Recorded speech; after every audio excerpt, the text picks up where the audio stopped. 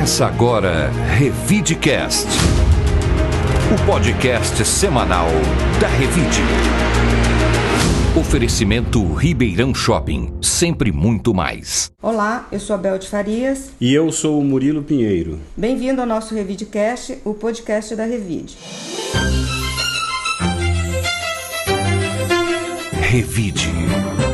Vamos começar o nosso podcast dessa semana com uma ótima notícia. O Ministério da Saúde tomou a iniciativa de liberar a aplicação da terceira dose para a população brasileira. Depois de 5 meses da aplicação da segunda dose, as pessoas já podem tomar a dose de reforço de um fabricante diferente da primeira e da segunda dose. Murilo, isso vai permitir que estados e municípios possam se organizar para fazer a aplicação da terceira dose. Exatamente, Bel. Acho que essa foi a boa notícia da semana, né? Ao contrário do que aconteceu no início da pandemia, onde faltou iniciativa e um planejamento melhor, compra de vacinas, né, para vacinar todo mundo. Agora o próprio Ministério da Saúde, né, tomou essa iniciativa, que estava todo mundo falando sobre isso, né, pensando se ia precisar ou não de uma terceira dose, e o Ministério já abriu essa possibilidade, e a partir de agora municípios, estados já estão começando a fazer, né, já existe uma disponibilidade de vacinas, e aí a gente deve começar a ter uma vacinação maior, e isso é muito importante para evitar no Brasil o que aconteceu em outros países, que foram as outras ondas do Covid-19 que aconteceram na Europa e nos Estados Unidos e tal, e que aqui no Brasil a gente, felizmente, não teve esse problema até agora. Revide.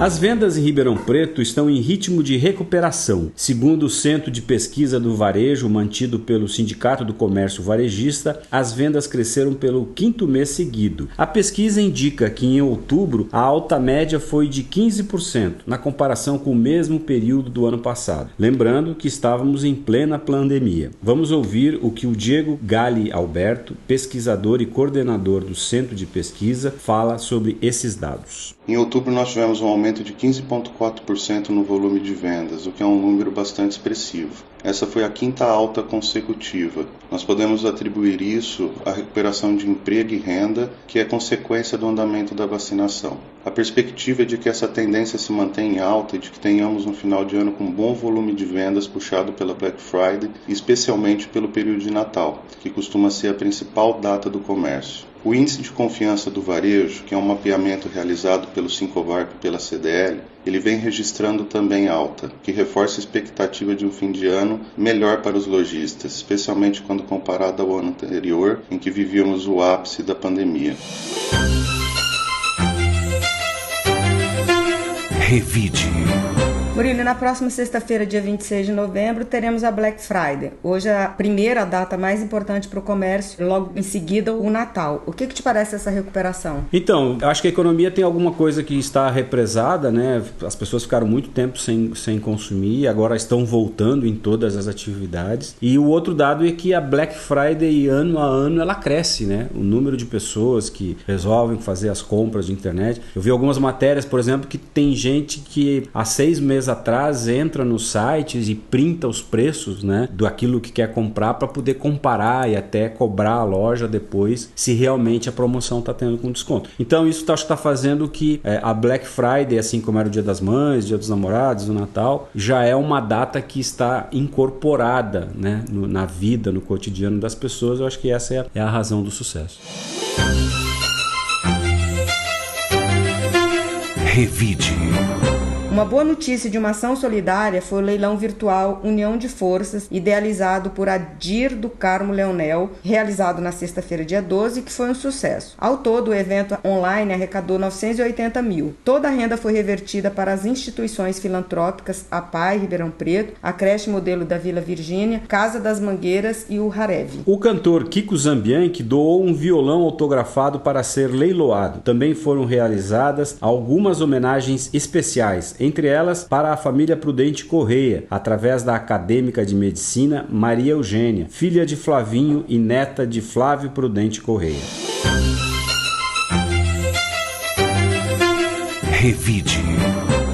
O Os Estados Unidos liberaram a entrada de estrangeiros sem a obrigatoriedade de quarentena em um terceiro país. No entanto, o anúncio feito pelo governo inclui algumas restrições, entre elas, realizar o teste para Covid e estar vacinado contra a doença. Antes, para que um brasileiro pisasse em solo norte-americano, era necessário passar por uma quarentena de no mínimo 14 dias em um país que não possua restrições para os Estados Unidos. Os destinos mais visados eram o México e a República Dominicana. Agora, para entrar nos Estados Unidos, é necessário estar vacinado e apresentar o teste PCR ou antígeno com 3 dias de antecedência da viagem. Revide. Uma tragédia essa semana com um acidente que tirou a vida de uma jovem de 23 anos. Ela morreu após atropelar um cavalo na rodovia Anhanguera, próximo ao município de Cravinhos, na região de Ribeirão Preto, na madrugada do domingo, dia 14. Núbia Rabelo era dentista e jogava no time de vôlei de Cravinhos. Ela chegou a ser socorrida e levada até o Hospital das Clínicas de Ribeirão Preto, mas não resistiu aos ferimentos. Com o impacto do veículo, o cavalo também morreu. O corpo da jovem foi velado no velório municipal de Cravinhos na segunda-feira, dia 15. Murilo, uma tristeza essa notícia, mas o que mais surpreendeu foi a atitude da mãe que circulou aí nas redes. Ela se negou a buscar os culpados de terem deixado os cavalos circulando pela rodovia. Ela teve uma atitude corajosa de não estimular o ódio que acontece quando ocorre uma tragédia como essa. Pois é, o que dizer, né, de uma tragédia como essa, né? Como é que as pessoas, alguém primeiro morre dessa forma, né, com um cavalo atravessando numa pista de alta velocidade. A outra coisa que a gente pensa é justamente isso que foi o ato até de grandiosidade da mãe da moça, que não quer saber de quem cometeu essa irresponsabilidade. Mas é uma irresponsabilidade muito grande, né? As pessoas, sabendo que existe uma rodovia com alto tráfego de veículos, deixar animais soltos, sabendo que um cavalo, uma vaca são suficientes para matar um grupo de pessoas dentro de um carro, né? É uma coisa assim impensável, né? E olha que se faz campanha avisando sobre isso, né? E as pessoas continuam sem pensar sobre isso. Revide. Um serviço que o portal da Revide coloca à disposição dos nossos internautas é o Patrulha Revide. E essa semana, um morador que denunciou uma situação de descaso no ambulatório regional de especialidades localizado na Rua Minas, em Ribeirão Preto. Há mais de um mês, uma pilha de lixo ocupa parte da entrada das salas de mastologia, oftalmologia, otorrino e urologia. Por meio de nota, a Secretaria Municipal da Saúde informou que estes são bens inservíveis, com baixa patrimonial e que estão armazenados no local temporariamente. Além disso, afirmou que as tratativas para a destinação adequada já estão em andamento e serão cumpridas em breve. O Patrulha Revide é uma seção no portal Revide que cobre e fiscaliza ações de zeladoria urbana da Prefeitura. Fotos e sugestões de pauta podem ser enviadas pelo nosso WhatsApp, que é o 981571492, pelo Facebook ou pelo Instagram. Revide. E para quem quer assistir uma palestra interessante, no dia 2 de dezembro, às 18h30, será realizada a palestra virtual Inteligência, Escola e Educação. O evento gratuito e com emissão de certificado terá como palestrante o professor e doutor em psicologia pela USP, José Aparecido da Silva, o nosso blogueiro. A palestra conta ainda com a participação dos professores Francisco dos Santos Cardoso, da UTAT Portugal, Renato Leonardo de Freitas, USP Ribeirão, Luiz Antônio Campos Monteiro, UCP Rio de Janeiro, e Marque de Souza Torres, da UFAM de Manaus. O link e mais informações para as inscrições estão disponíveis nos perfis @psiconeuro_21 e nbccb.br no Instagram. O evento é direcionado para educadores e acadêmicos de todas as áreas. Revide. Paula Zuliani, a editora da Revide, vai nos contar quais as matérias da edição que esta semana tem somente a versão digital. Oi, Bel, Murilo e ouvintes do nosso Revidecast. Como você já adiantou, nesta semana a nossa edição é exclusivamente digital. A matéria de capa destaca a maratona de vestibulares que os alunos estão enfrentando agora, já que muitas provas estão marcadas para este final de ano e para o início do ano que vem. Quem fez a matéria foi a repórter Suzana Nazar. Ela vai falar falar um pouquinho pra gente sobre o assunto. Oi, Paula, Murilo, Bel, ouvinte do Revidcast. Para a matéria de capa dessa edição, eu conversei com escolas aqui de Ribeirão e com alunos. A gente falou sobre a preparação contínua, né, que eles têm que ter desde o começo do ano, tanto por parte das escolas, dos professores, quanto por parte dos estudantes. E como essa rotina de estudos, ela tem que se intensificar conforme as provas se aproximam. Foi uma matéria muito interessante de escrever, porque a gente sabe como é essa expectativa, essa tensão, ansiedade para saber quais serão os resultados e se foi aprovado ou não. É um momento muito delicado para eles. E agora a gente vai ouvir um pouco o Luca, que foi um dos participantes da matéria e vai falar sobre como está sendo a experiência dele nessa maratona dos vestibulares. Oi, então sobre a minha preparação foi assim, eu estudo no Colégio Einstein, né, e aqui a gente fica a manhã inteira tendo aula, das 7 ao meio-dia e 15. Aí eu almoço rapidinho, aqui perto da escola mesmo, às vezes no shopping ou em um restaurante aqui perto. Eu volto e à tarde a gente tem algumas aulas extracurriculares. E eu vejo essas aulas e fico aqui na escola estudando também, desde que liberou pra gente ficar aqui de tarde estudando. Sobre a redação, eu faço na 100% redação. Eu faço 2 redações por semana, uma do Colégio Einstein e outra da 100%. Agora, nas retas finais dos vestibulares, a 100% começou a passar 2 redações por semana. Então eu faço 3, as 2 da 100% e a do Colégio Einstein também. E é isso, minha preparação foi essa. Agora eu já tive meu primeiro vestibular no dia 15 da Unesp. Eu acho que eu fui bem, mas vamos esperar aí sair a lista de quem passou para a segunda fase, né? Muito obrigado. Revide.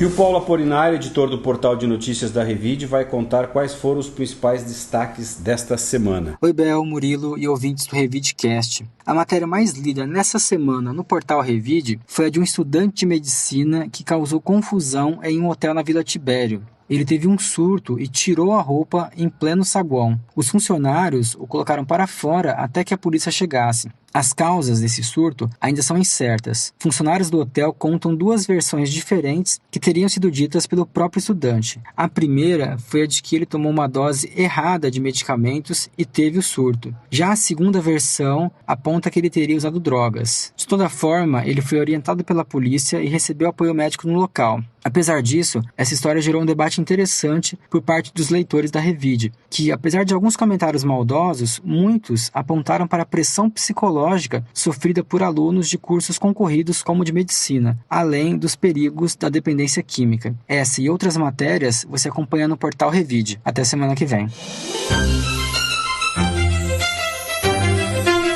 Revide. E o professor Cleido Vasconcelos vai dar uma indicação de série ou livro para os nossos ouvintes. Fala, moçadinha, que hoje eu acordei chofem. Combinado? Então bora pro áudio.